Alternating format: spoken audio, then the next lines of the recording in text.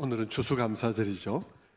역사적으로 이 추수감사절은 청교도에게서 시작되었습니다. 신대륙으로 이주한 청교도들이 첫 해에 혹독한 겨울을 지나고 난 다음에 그 해에 거둔 수확이 너무나 소중함을 느꼈습니다. 이 수확이 그냥 있는 게 아니구나, 그냥 곡식이 그냥 거두어지는 게 아니구나 하면서 이 하나하나가 하나님의 은혜임을 기억하면서 1621년 원주민인 인디언들을 초청해서 함께 감사 예배를 드린 것에서 추수감사절이 시작되었습니다. 그 예배가 조지 워싱턴에 의해서 국가 공휴일로 제정되고, 그리고 아브라함 링컨에 의해서 축제로 그렇게 되어진 것이 이 추수감사절이죠. 그런데 우리가 추수감사절을 맞을 때마다 최근 우리의 현실이 녹록지 않고 어려운 일들이 많다 보니까, 또 그런 어려움들이 쉽게 끝나지 않고 계속되다 보니까 우리 마음에 살짝 감사에 대한 약간의 저항감, 이런 것들을 느낄 수 있을 것 같아요. 그러면서 추수감사절에 대해서 추수감사절 이거 미국 거 아니야? 그러면서 우리는 추석이 있는데 뭐 그런 마음도 살짝 들 수 있다고 생각이 듭니다. 사실 추수감사절 맞는 사람들의 상황은 다 동일하지 않습니다. 어떤 사람은 심한 우울증 중에 추수감사절을 맞게 되고, 어떤 사람은 암 진단을 받고 충격을 받은 후 이 추수감사절을 맞을 수 있고, 수술을 받은 후에 회복 중에 추수감사절을 맞을 수도 있습니다. 어떤 사람들은 사업에 실패해서 매우 공고한 가운데 추수감사절을 맞을 수 있죠. 저도 6년 전인 2018년 가을 35살 된 저희 둘째 딸이 유방암 소식을 받은 중에 추수감사절을 맞았습니다. 당시 우리 막내는 저희 집의 막내딸은 심한 공황장애를 앓고 있어서 매일매일이 저희들에게 너무나 힘든 시간이었습니다. 매일매일이 정말 이것이 산 것인가 죽은 것인가 알 수 없는 그런 고통스럽고 그런 시간들을 보내고 있었는데요. 근데 그런 중에 둘째 딸까지 암에 걸렸다는, 그것도 유방암 중에서도 가장 독한 종류의 암인 3중 음성 유방암으로 선고를 받았습니다. 전이 되지 않았으면 좋겠다 생각했는데 임파선까지 전이 된 것으로 의심된다는 소견을 받았습니다. 나중에는 아닌 것으로 밝혀졌지만 그때는 그런 소견을 받았었습니다. 그러니 마음이 얼마나 곤고하겠습니까?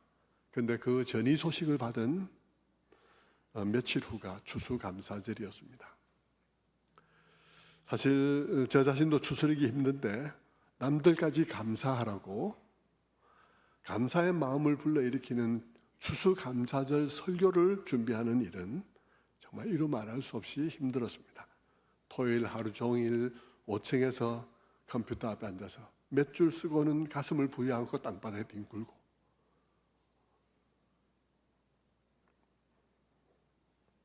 또 일어나서 몇 줄 쓰고는 또 땅바닥에 뒹굴고,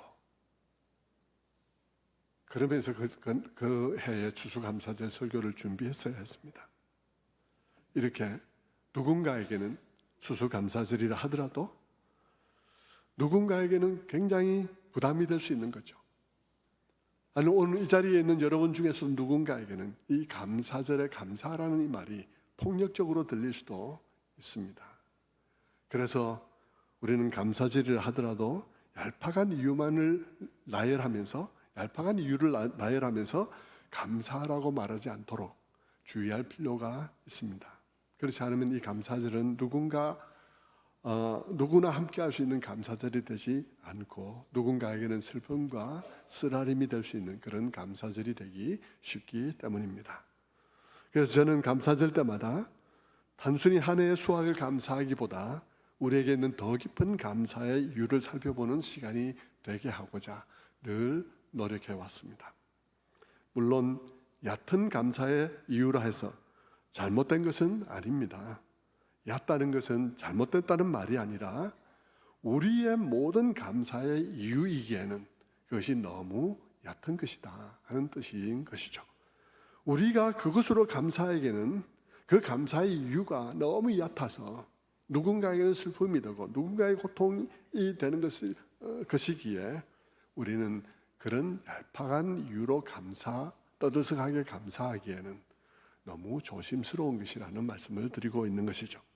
예를 들면 하나님이 우리에게 무엇을 해주시거나 또는 해주셔서 감사하다는 그런 감사와 같은 것들은 그런 것이죠. 우리 아이가 좋은 대학에 합격했어요 라고 감사하는 그런 일들도, 또 내게 건강을 회복시켜서 감사합니다는 그런 일들도, 누군가의 자녀는 대학의 낙방에서 힘들어할 수 있고 누군가는 막 암 진단을 받아서 힘들어하고 있는 그런 상황일 수가 있다는 것이죠. 그런 감사는 물론 당연히 감사할 제목이긴 한데 조금 우리가 주변에 살펴야 되는 그런 배려가 필요한 그런 감사라고 말할 수 있습니다. 그리고 그런 감사는 어떤 면에서 좀 감사 중에서는 얕은 감사, 유아기의 감사라 그렇게 말할 수 있습니다. 인간관계 속에서 우리는 그런 감사를 보게 되는데요, 주로 어린아이들에게서 그런 감사를 많이 보게 되죠. 어린아이들은 늘 감사가 어떤 감사입니까? 우리 부모를 이해해서 감사하는 어린아이는 없고요, 어린아이들의 감사는 항상 누가 무엇을 주더라, 누가 무엇을 주더라에 초점이 맞춰져 있죠. 여러분, 물론 이렇게 말한다고 해서 그 감사가 잘못된 것은 아닙니다. 어떤 면에서 그 감사 또한 우리가 늘 배워야 하는 감사이죠. 왜냐하면 그런 사람이 그런 감사조차도 배워야 감사하게 되기 때문입니다.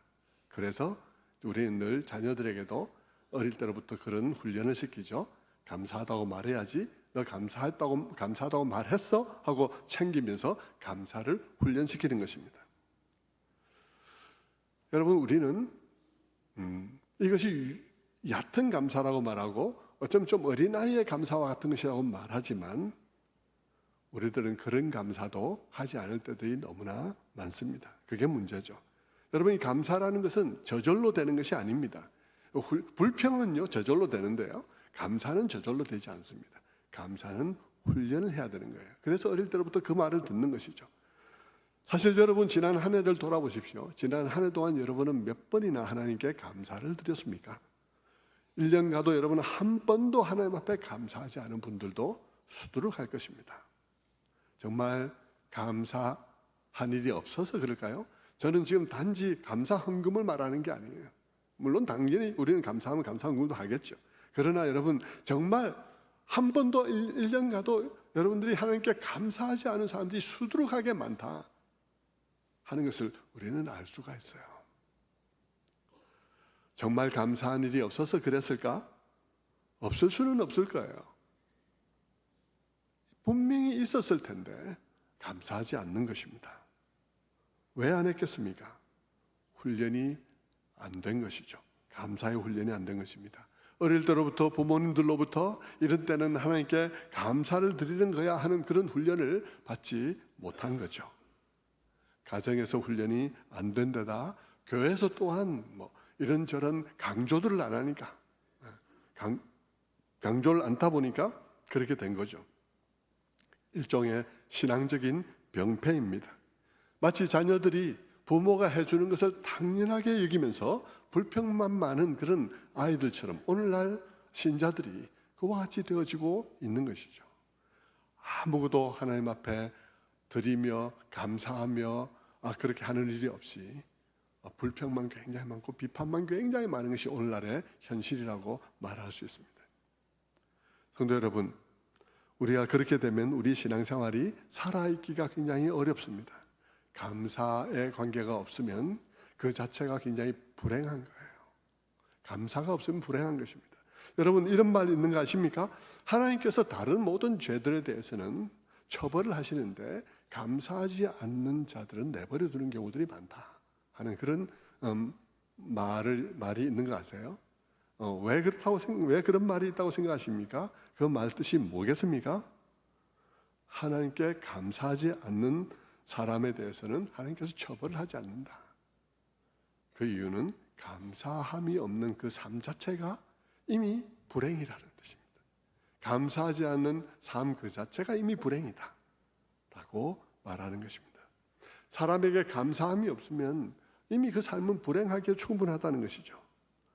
여러분, 정말 우리가 하나님과의 살아있는 관계, 늘 그분의 은혜임을 우리가 늘 기억한다면 우리는 모든 일에, 많은 일에 감사하게 될 것입니다. 여행을 다녀왔을 때나, 생일을 맞았을 때나, 아니면 자녀가 졸업했을 때나, 수술을 하고 회복되고 있을 때나, 수능을 마쳤을 때나, 교회 중직을 받았을 때나, 여러분 다 감사하게 될 거예요. 그러나 여러분, 감사의 훈련이 안 된 사람들은 그 어느 때도 감사하지 않습니다. 성도 여러분, 감사는 우리가 훈련해야 되는 거예요. 그리고 방금 말씀드린 이런 감사는 우리가 아무리 잘해도 그것은 참 아직은 감사의 수준에 있어서는 아주 어린 축에 속하는 그런 감사에 해당되는 것입니다. 그러나 많은 그리스도인들은 이런 감사에도 아직 훈련이 안 돼 있는 그런 상황에 있는 것이죠. 자, 우리에게 차원이 낮은 감사에 또 두 번째 또 하나가 있는데요. 그것은 남과 비교해서 느끼는 그런 감사입니다. 첫 번째는 무엇을 받아서만 감사하는 것. 그 감사도 훈련이 안 돼서 감사를 안 하는 상황에 있다고 말씀드렸죠. 그런 감사를 모르는 사람은 감사를 모르는 삶 자체가 이미 불행한 삶이다는 말씀을 드렸고요. 두 번째로 차원이 낮은 감사에 속한 것 중에 또 다른 게 있는데 그것은 비교해서 느끼는 감사입니다. 남들이 다 고통을 당하는데 나는 기적적으로 그 상황을 피했다든지, 남들은 손해를 다 보았는데 나는 의도치 않게 그 시점을 피했다든지, 물론 이런 경우도 감사할 일은 맞습니다. 감사할 일은 맞는데 민망할 때들이 많이 있는 것이죠. 남의 고통을 뻔히 보면서 그들의 고통이 자기에게 이익이 된 것을 감사하는 꼴이 되니까 굉장히 민망한 것이죠. 내가 뭐 집을 의도치 않았는데, 나는 그렇게 하려고 하지 않았는데 집을 샀는데 그냥 집이 굉장히 값이 올랐고 내가 그렇게 하려는 뜻은 없었는데 팔았는데 꼭대기에서 팔았다. 감사한 일이죠. 감사한 일이지만 그래서 누군가에게는 또 누가 덮어 쓴 거니까 그건 누군가에게 또 고통스러운 건 아니겠습니까?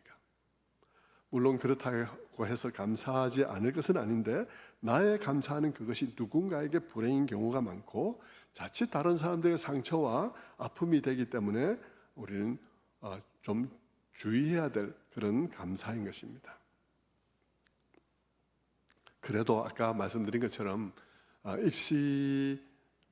다들 입시가 안 된 좋은 성적을 못 거두었는데 입시에서 좋은 성적을 거두었다 우리 자녀가, 그것은 그래도 뭐 어쩔 수 없는 일이죠. 어쩔 수 없는 일이니까 그건 나은 편입니다. 그러나 여러분, 예를 들어서 세월호에서 많은 아이들이 죽었는데 우리 아이가 안 죽었다. 교통사고가 났는데 다 죽었는데 우리 아이만 살았다. 이런 경우, 그런 경우를 가지고 우리가 막 큰 소리를 떠들면서 감사하기에는 그 감사는 굉장히 배려가 필요한 그런 감사라고 말할 수 있는 것입니다. 언젠가 제가 말씀을 드렸지만 제가 쿠웨이트에서 상사 주재원 생활을 하다가 주재원 생활을 마치고 들어오는 해에 한국에 도착한 지 보름이 안 되어서 쿠웨이트에 전쟁이 일어났습니다. 이라크가 쿠웨이트를 침공했던 것이죠. 간발의 차이로 벗어났으니까, 전쟁의 상황을 벗어났으니까 우리 아버님 얼마나 감격적이었겠습니까? 너무나 감격적이어서 막 설교 시간에 눈물을 흘리면서 감사를 했는데요, 제 마음속에는 이건 굉장히 조심스러운 것이라고 생각이 들었습니다. 물론 감사한 일은 맞습니다. 감사할 일은 맞지만 그러나 그 상황에서 전쟁통에 갇혀서 오도 가도 못하는 많은 교민들이 있고 교우들이 있고 직장의 동료들이 그곳에 있기 때문에 여러분, 그 감사는 참 감사한 일은 맞지만 굉장히 조심해야 될 그런 것이죠. 굉장히 상대적인 감사라고 말할 수 있습니다. 이런 종류의 감사는 감사하되 매우 조용히 감사해야 되고, 감사와 함께 간절한 기도가 함께 있어야 되는 그런 감사라고 말을 할 수가 있겠죠. 아무튼 이런 때의 감사도 감사이지만, 그러나 성경이 우리 그리스도인들에게 범사의 감사라고 명령할 때 그 감사는 이런 종류의 감사를 하라는 뜻이 아닙니다. 늘 이런 이유로 감사하란 말이 아니죠. 특별한 무엇을 주셔서 감사하거나 극적으로 어떤 위험으로부터 벗어났기 때문에 감사하라는 그런 감사 명령이 아닙니다. 그것은 늘 감사할 수가 없어요. 늘 어떻게 극적인 위험에서 벗어나는 일이 늘 있을 수는 없으니까요. 그리고 그런 일이 늘 있을 수 없거니와 무엇보다도 그런 일들로 감사하는 일들이 늘 있으려면 우리에게는 늘 비극적인 일이 우리 주변에 계속 일어나야 되고 그때마다 내가 계속 그 가운데서 모면해야 되는 이런 극적인 상황들이 계속 일어나야 되니까 성경에서 그런 감사를 명령할 이유는 없는 거죠.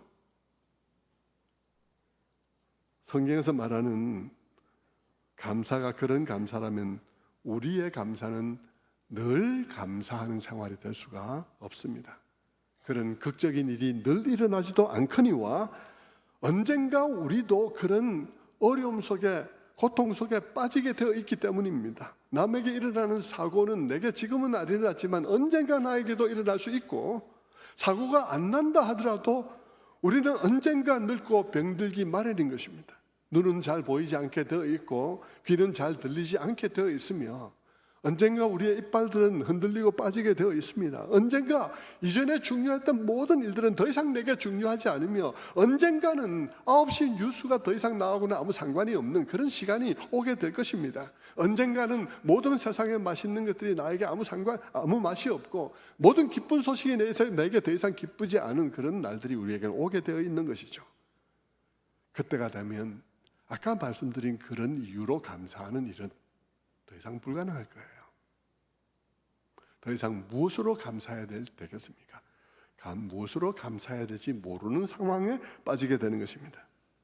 그런데 성경은 우리들에게 범사에 감사하라고 말하는 것입니다. 모든 일에 감사하라는 것입니다. 그것은 왜 그런 명령을 하고 있을까요? 그렇게 명령을 하고 있는 이유는 한 가지입니다. 우리들에게는 언제나 감사할 이유가 이미 주어져 있기 때문인 것입니다. 우리에게 과연 그런 이유가 있을까? 그러니까 생각해 봐야 되는 것이죠. 우리에게 과연 언제나 감사할 만한 그런 강력한 감사의 이유가 우리들에게 있는 것일까? 생각해 봐야 하는 것입니다. 저는 최소한 2가지가 있다고 생각해요. 그 중에 한 가지는 굉장히 평범하고 소극적이며 단순한 것입니다. 다른 하나는 굉장히 근본적이고 위대한 것이에요. 먼저 굉장히 평범하고 소극적이고 단순한 그런 이유부터 말씀을 드리겠습니다. 이 예를 제가 언젠가 들은 것 같은데요. 한 마을에 있는 신학교 학장에게 어떤 분이 찾아왔습니다. 좀 오래된 이야기입니다만 우리 지금의 이야기로 바꾸어도 할 수 있을 거예요. 그 학장에게 한 분이 찾아와서 이런 말을 하는 것입니다. 학장님, 오늘 하나님께서 제 생명을 구해 주셨습니다. 제가 오늘 마차를 타고요, 오늘 신학교로 오는데 산을 넘어오는데 갑자기 말이 헛것을 봤는지 난리를 피면서 날뛰지 않겠습니까? 난 난리를 피는데 결국 마차는 굴러서 산산조각이 나고 말았습니다. 근데 저는 한 곳에도 부상을 입지 않았어요. 얼마나 감사한 일인지요. 그렇게 얘기를 했습니다. 오늘날로 말하면 교통사고가 났는데 차는 망가져서 폐차를 했는데 나는 안 다쳤다, 이런 얘기가 되는 것입니다. 그렇게 얘기를 하니까 그 신학교 학장님이 말했습니다. 기도해달라고 이제 요청을 하니까 그 신학교 학장님이 말하기를, 네, 정말 감사한 일이네요. 그런데 감사의 기도를 드리기 전에 제가 겪은 훨씬 더 감사한 이유를 먼저 말씀을 드리고 기도를 했으면 합니다, 이러는 거예요. 그러면서 그분이 말하기를, 당신도 알다시피 내가 지금까지 이 학교에서 교직에 머물고 있으면서 당신이 넘었던 그 고개를 수백 번을 넘어 다녔는데 지금까지 저의 말은 한 번도 날뛰지 않았습니다. 그래서 내 마차는 한 번도 구른 적이 없고요. 그래서 내가 이 학교에 재직하는 동안, 그 오랜 세월 동안 아무 일도 나에게 일어나지 않았던 것, 그것이 저는 훨씬 더 큰 은혜라고 생각합니다. 그렇게 얘기를 하더라는 거예요. 무슨 말입니까? 누군가의 불행을 배경으로 감사하는 그 얄팍한 감사보다, 혹은 사건과 사고를 배경으로 감사하는 그런 감사보다 더 근본적인 감사가 누구에게나 있다는 것입니다. 매일 아무 일 없이 살아가는 일상이 정말 감사할 제목이라는 것이죠. 매일 아무 일이 없었다는 그 자체가 기적이라는 것입니다. 여러분, 그렇지 않습니까? 꼭 사고가 나야 감사한 겁니까? 꼭 누가 죽어야 감사하게 됩니까? 같이 가던 사람 다 죽고 나 혼자 살아야 정말로 감사하게 되는 것입니까? 아니면 매일 살아온 그 평범한 하루가 은혜였음을 고백할 수는 없는 건가요? 아무 일도 없는 그날, 바람 한 점 없고 아주 그 청명한 그날 또한 하나님께서 여기까지라 말씀하시면 그날 나도 더 이상 살 수 없는 날이에요. 그 청명한 날, 그 바람 한 점 없는 날도 은혜 아니고는 살 수 없었던 하루라는 뜻입니다. 그 청명한 날, 그 바람 한 점 없는 날도 사실은 하나님의 은혜 없이는 내가 살아있을 수 없는 날이에요.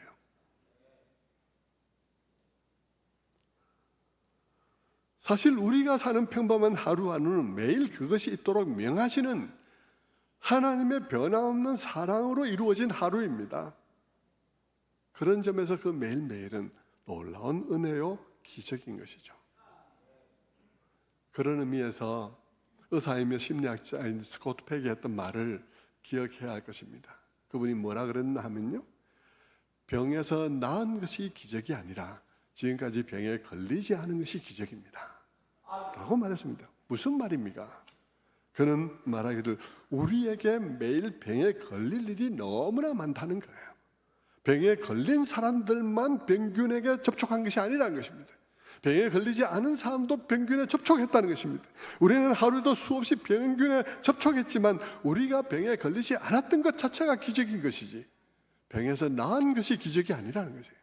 병에서 나은 것이 기적이 이전에 병에 걸리지 않은 것이 더 많은 기적이었다는 사실을 우리가 기억해야 된다는 것을 스코트 팩이 얘기했던 것이죠. 내가 암에 걸리지 않은 것은 내가 발암 물질을 하나도 안 먹어서가 아니라는 것입니다. 암에 걸린 사람이나 걸리지 않은 사람이나 지금까지 수없이 발암 물질을 먹고 마시고 병원에 접촉했지만 걸리지 않은 것이라는 것이죠. 그러므로 병에 걸렸다가 나은 것만 감사하는 자가 되지 말고 범사에 걸리지 않으면서 살았던 그 날들에 대해서도 감사하는 그런 자들이 되라는 말이죠. 스코트 팩의 말은 그런 말인 것입니다.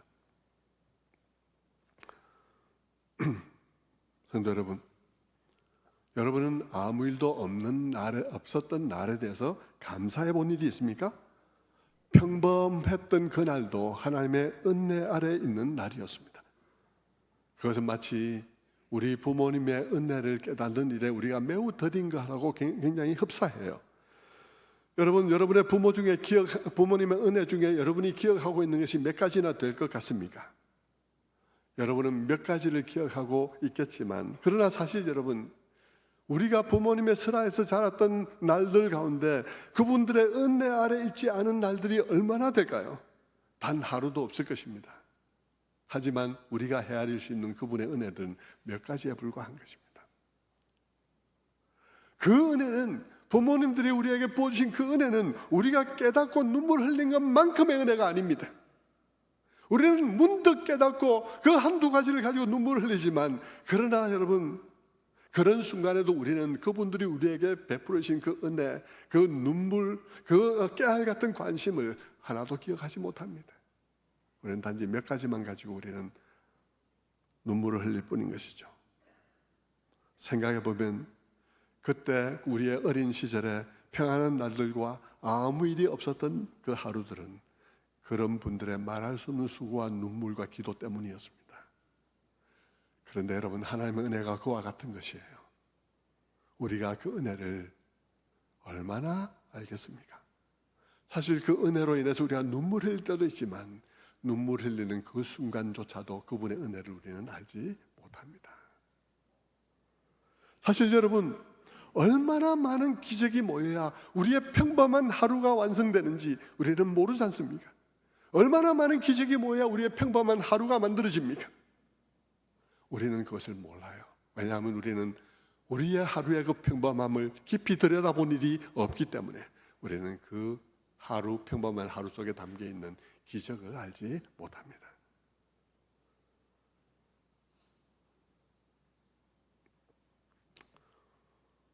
그래서 매일매일 아무 일이 없었던 그 날들이 얼마나 많은 기적들로 이루어진 하루인지를 아는 것, 그것이 우리가 언제나 감사할 수 있는 한 가지 평범하고 소극적이고 단순한 이유이죠. 그런데 여러분, 두 번째, 좀 더 근본적이고 좀 더 깊은 이유가 있습니다.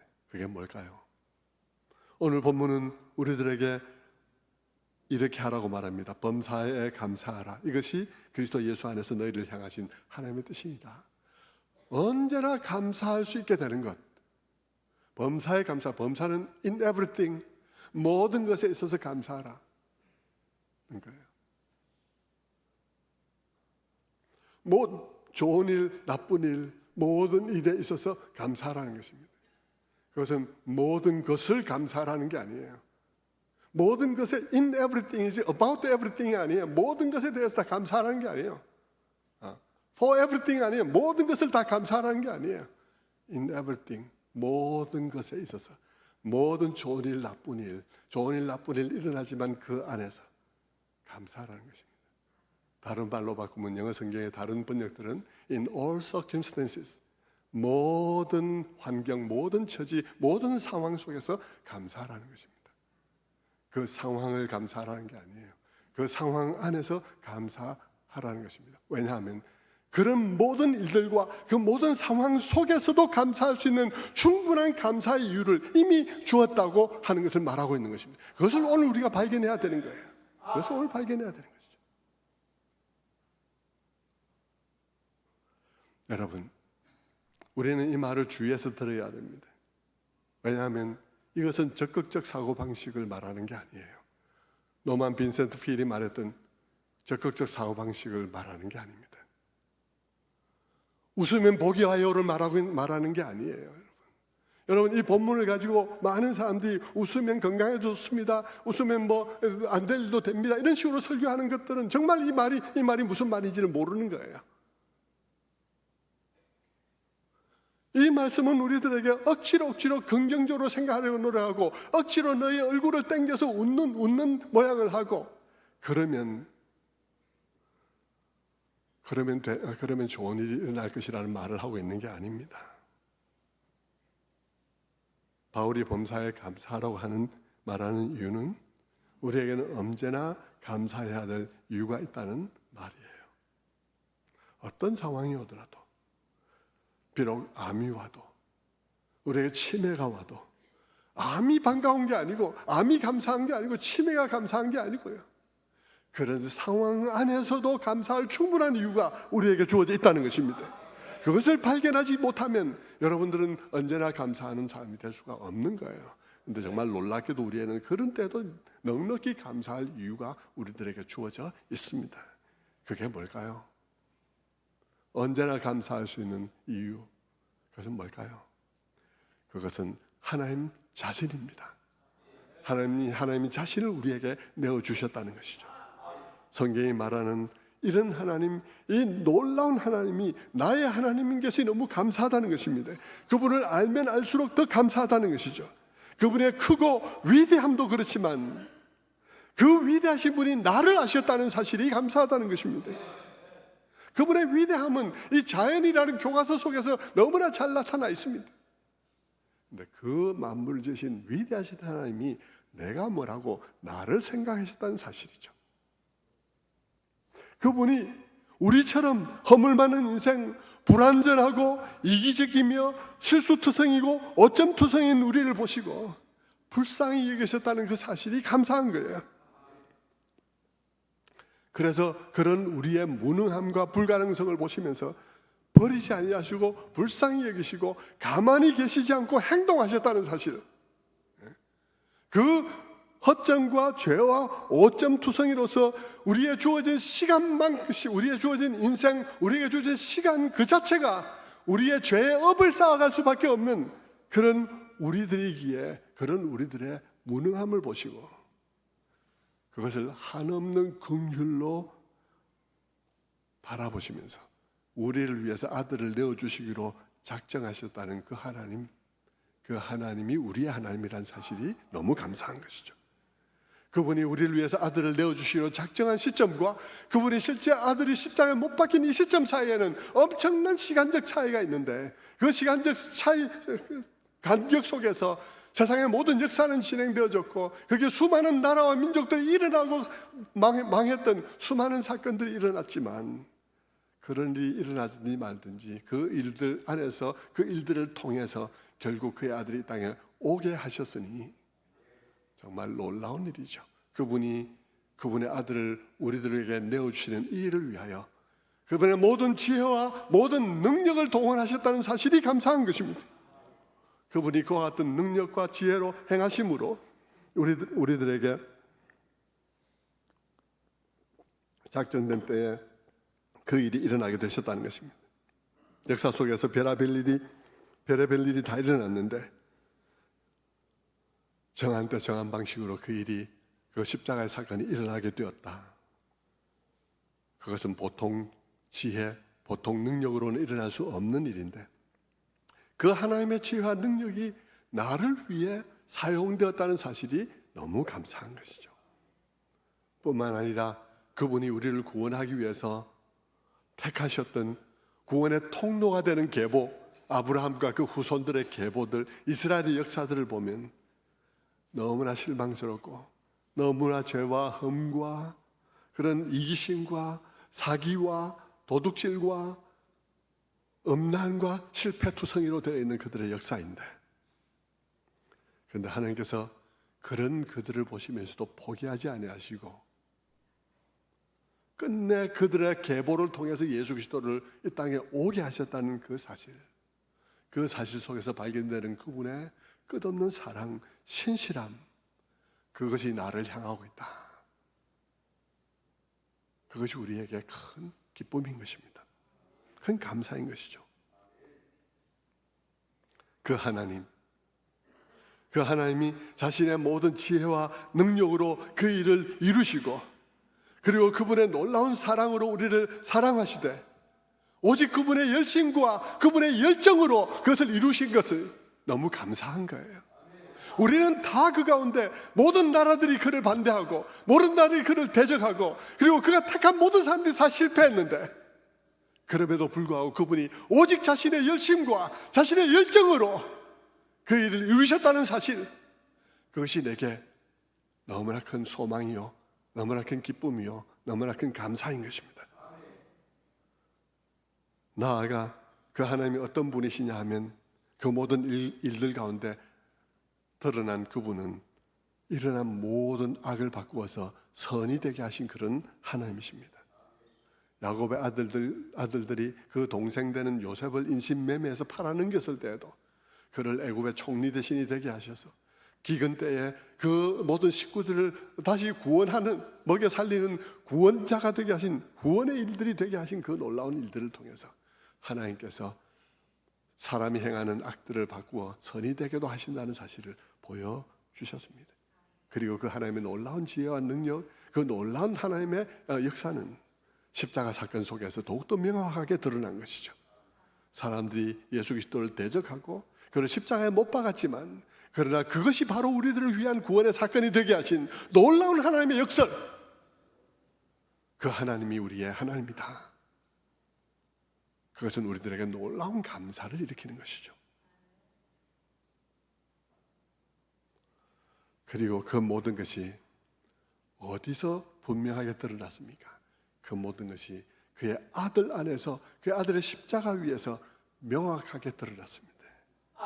그곳에, 그때 그곳에 십자가 세워진 그 일들을 깊이 우리가 살펴볼 때, 그 십자가 안에서 하나님이 얼마만한 지혜와 능력으로 그 일이 일어나게 하셨는지, 그리고 얼마만큼의 사랑으로 그 일이 일어나게 하셨는지, 얼마만큼의 열정으로 그 일이 일어나게 하셨는지를 우리는 명확하게 볼 수가 있는 것입니다.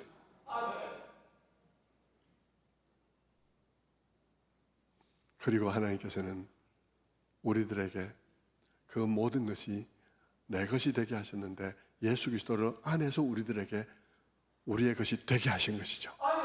근데 그것을 우리의 공로로, 우리의 선행으로 그것이 우리의 것이 되게 하지 아니하시고 오직 믿음으로 되게 하셨으니, 그것이 놀라운 감사 아니겠습니까?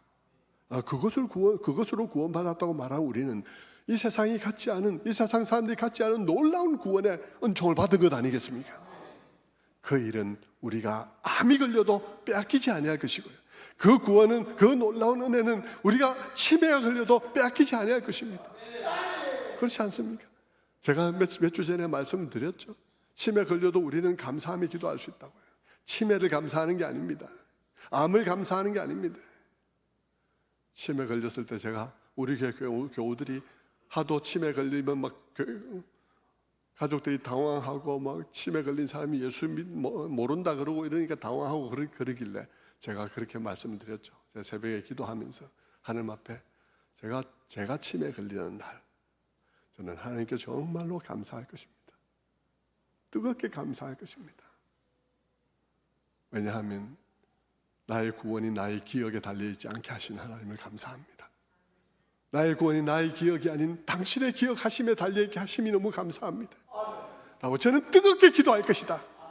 저는 그렇게 제 마음속에 결심이 있었더라고요. 그리고 결심이 아니라 제 마음속에 그런 고백이 있더라고요. 그 기도가 내 마음속에 있는 거예요. 여러분, 이 구원, 믿음으로 받는 이 어렵다 하심과 이 구원, 이것이 우리들이 받은 것이라면 범사에 감사하지 않겠습니까?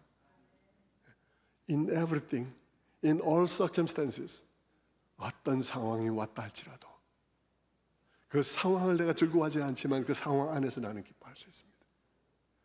암이 오고 치매가 왔을 때 그 치매를 내가 기뻐하지 않지만 그 치매 상황 속에서도 나는 치매 상황 속에 들어가기 전에 하나님, 좀 있으면 나는 하나님을 기억하지 못할 것입니다. 예수도 모른다고 할 수 있습니다. 그러나 나는 하나님을 위해서 감사합니다. 나의 구원이 당신의 기억하심에 있음을 감사합니다 라고 감사할 수 있는 거죠. 모든 상황 속에서 우리는 감사할 수 있습니다. 그것이 정말 놀라운 것 아니겠습니까? 그것이야말로 그리스도인만이 가지고 있는 놀라운 감사의 제목 아니겠습니까? 범사에 감사하라. 이는 그리스도 예수 안에서 너희를 향하신 하나님의 뜻이니라. 무슨 말입니까? 하나님께서 예수를 우리에게 주신 이유가 그것이라는 것입니다. 이 예수 아니면 너희들에게 범사에 감사할 일이 없다는 것입니다. 너희는 이 예수 아니면 너희가 이 세상 살아가면서 정말 감사할 수 있는 감사가 없다는 거예요. 잠시 잘 될 때 감사한다 할지라도 그 잘 되는 일이 영원히 계속될 수 없고, 언젠가 우리에게는 우리가 잘못되는 날, 고통스러운 날, 병이 걸리는 날, 치매 오는 날, 이런 날도 우리에게 있을 수 있으니까 그럴 때에도 내가 변함없이 감사할 수 있으려면 내게 그와 같은, 내게 어떤 감사의 제목이 있는지 우리가 알아야 감사할 수 있는 것이죠. 바울은 이것을 한 문장으로 이렇게 요약했습니다. 로마서 8장 32절에 자기 아들을 아끼지 아니하시고 우리의 모든 사람을 위하여 내어주시니가 어찌 그 아들과 함께 모든 것을 우리에게 주시지 아니하겠느냐. 아들을 내어주실 때 하나님께서 뭘 결심했겠냐 이 말입니다. 아들을 내어주실 때 하나님께서 뭘 결심했겠냐고요. 아들을 내어주셨다면 하나님께서 그것은 이미 아들을 내어주시는 그 행위를 통해서 내가 모든 것을 너에게 준다, 아무것도 너희에게 아끼지 않겠다 하는 결심을 공포한 것이라는 것입니다. 하나님의 지혜와 능력, 그래 나의 모든 지혜와 능력을 동원해서 너를 구원할 것이야. 나의 모든 사랑과 신실함을 동원해서 너를 지킬 것이야. 그래서 환난이나 공고나 그 어떤 것도, 사망이나 그 어떤 것도 그리스도 예수 안에 있는 하나님의 사랑에서 우리를 끊을 수 없다라고 고백하고 있는 것이죠. 바울이 하는 말이 그것입니다. 범사에 감사하라. 이는 그리스도 예수 안에서 너희를 향하신 하나님의 뜻이니라. 말씀을 맺겠습니다. 하나님께서 우리가 감사할 것이 없는 세상, 따지고 보면 결국 아무도 감사할 수 없게 되는 이 세상 속에서 우리로 하여금 감사할 수 있게 하기 위하여 하나님께서 우리들에게 그 아들을 내어주셨다는 것입니다. 그리고 그 아들 안에 우리가 감사할 모든 이유가 들어있다는 것입니다. 그런데 여러분, 감사에도 때가 있습니다. 그 때를 놓치지 마시기를 바랍니다. 구원받지 못한다는 말은 아니지만 부끄러운 구원을 얻을 것입니다. 제가 언젠가 이런 때마다 말씀을 드린 연세대학교 한 생물학과 여자 교수 최희주 교수 이야기를 하면서 마무리를 지어야 되겠습니다. 오래전에 연세대학교에 최희주 교수님이란 분이 계셨어요. 여자분이신데 공부도 잘하고 미모도 뛰어나고 의지도 있고 실력 있는 그런 여교수였습니다. 너무나 인정받았던 사람인데다가 얼굴까지 받쳐주니까 얼마나 콧대가 높았겠습니까? 그분의 어머니는 권사님이신데 어머니가 교회 가자, 너 왜 청년 때 신앙을 버렸느냐 하면서 안타깝게 얘기를 하는데 그 사람은 교회를 나가지 않았습니다. 그러다 어느 날 갑자기 병이 걸렸습니다. 치료가 불가능하다는 판정을 받고 죽음을 준비해야 된다는 그런 선고를 받았습니다. 마지막 얼마 동안 그녀는 단 몇 초도 산소호흡기 아니면 호흡할 수 없는 그런 상태에 빠지게 되었습니다. 누우면 기침이 더 나기 때문에 누워있지도 못하고 침대를 세워서 앉아서 밤을 새는데 하루 이틀도 아니고 일주일이 2주일도 아니고 계속해서 앉아서 생활하게 되었습니다. 폐가 다 망가져서 산소가 공급이 안 되어서 숨을 가쁘게 쉬어야 되는데 숨을 내쉬기 바쁘게 들이쉬어야 되고 내쉬기 바쁘게 들으셔야 돼서 그 호흡이 1분에 45번을 하게 해야 했다는 것입니다. 여러분, 제가 45번 얘기를 듣고요, 우리가 호흡을 얼마나 하는가 하고 찾아보니까 한 12번에서 20번 하더라고 1분에. 제가 몇 번 하느냐 오늘 아침에 내가 설교 준비를 하면서 마무리를 하면서 체크해 봤습니다. 제가 13번, 14번을 하더라고요. 그러면 여러분 45번을 한다 그러면 호흡을 3배나 빠르게 해야 된단 말인데요. 여러분 지금 훈련을 한번 연습을 한번 해보겠습니다. 이제 그런 시간이 없어야 되겠지만 한번 숨을 쉬어 보십시오. 제가 한 번 할 때 한번 내쉬고 들이쉬고 내쉬고 들이쉬고 숫자를 셀 때마다 한번 세 보십시오. 하나, 둘, 셋, 넷, 다섯, 여섯, 일곱, 여덟. 여러분 숨을 그렇게 내쉬고 들이쉬고, 우리는요 숨을 쉴 때 제가 보니까요 13번, 14번 쉬니까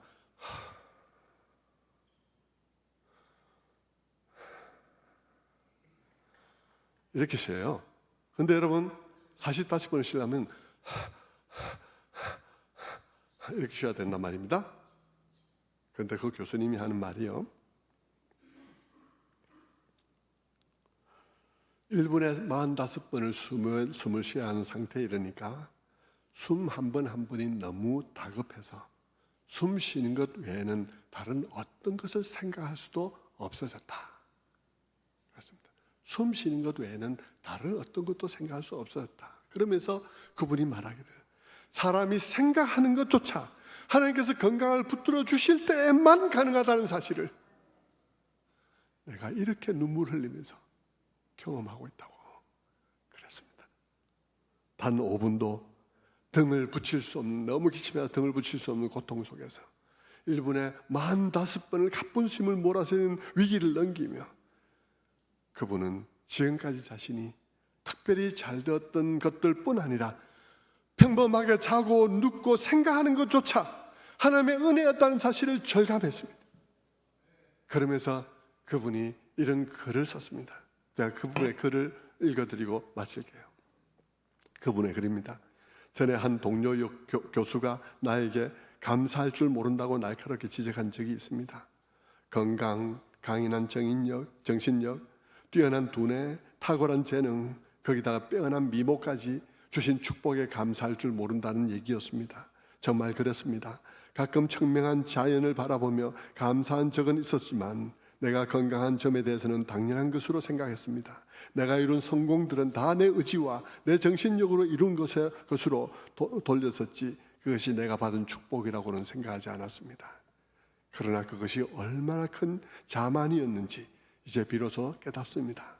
여호와 하나님께서 이 보잘것없는 육신에 살을 입혀주시고 강건케 하사 제2의 거듭난 삶을 살게 해주시기를 바랍니다. 이제는 자신을 위해서가 아니라 주님을 위해서 나 사는 삶을 살게 되기를 희망합니다 라고 말했습니다. 그런데 그분은 결코 그런 기회를 얻지 못했습니다. 무슨 말입니까? 감사도 때가 있다는 것입니다. 여러분, 감사도 때가 있습니다. 그때는 바로 지금입니다. 내일은 아닐지 모릅니다. 내일은 나에게 없을지 모릅니다. 오늘 내가 살아서 오늘 이렇게 예배를 드리고 있지만, 그러나 여러분, 오늘도 당연한 오늘이 아닙니다.